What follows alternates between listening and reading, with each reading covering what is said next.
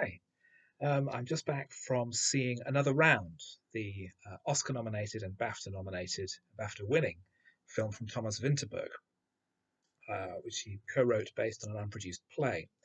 It's the story of a group of friends who work as teachers in a school in Denmark, who find that as they approach middle age, or as they've reached middle age, life is not giving them the excitement and the thrill that it did so many years ago.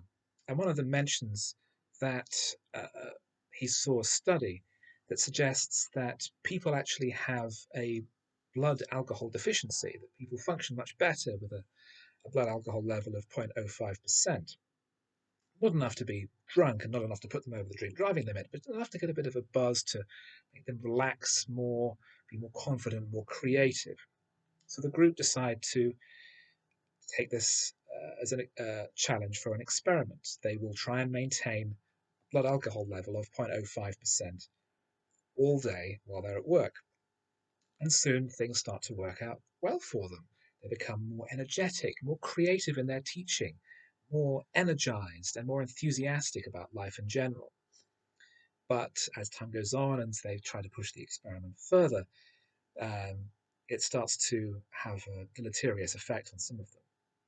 The film was originally conceived as an examination of the way alcohol has affected history, but the sad death in a car accident of Winterberg's daughter meant that the project was reframed into something more downbeat. And although there is a lot of humor in the film, it's not a comedy in any way. I mean, there are scenes of the characters' drunken antics, which to the outside observer are funny, of just seeing these grown men flopping around.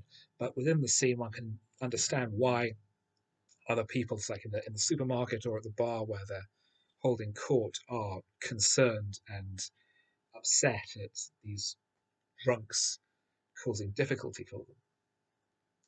The film is ultimately about our ambivalent relationship with alcohol.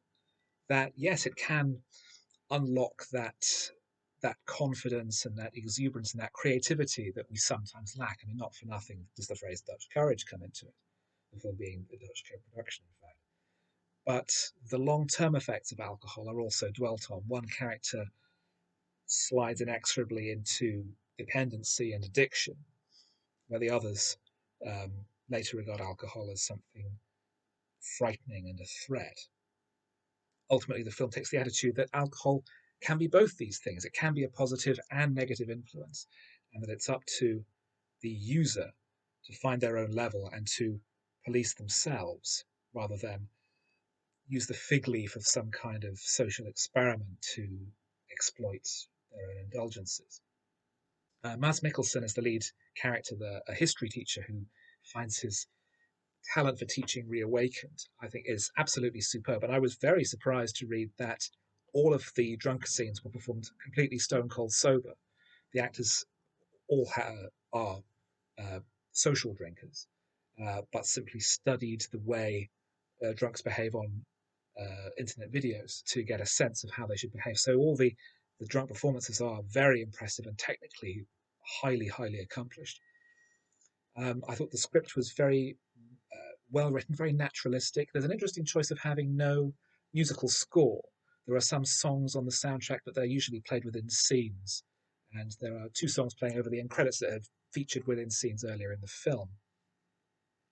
Vinterberg's direction, for which he was Oscar nominated, I thought was superb. He completely gets you involved in the lives of these people. You sympathize with them, but you're able to see from outside the effect that they're having and the way that their families are starting to pull away from them a little. I thought it was a really fascinating, well written, well directed, well observed film, totally engrossing for its 2 hour runtime.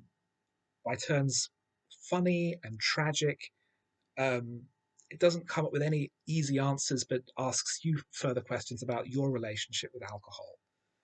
And I found it absolutely thrilling, a brilliant piece of work, and it's my favourite film of the year so far.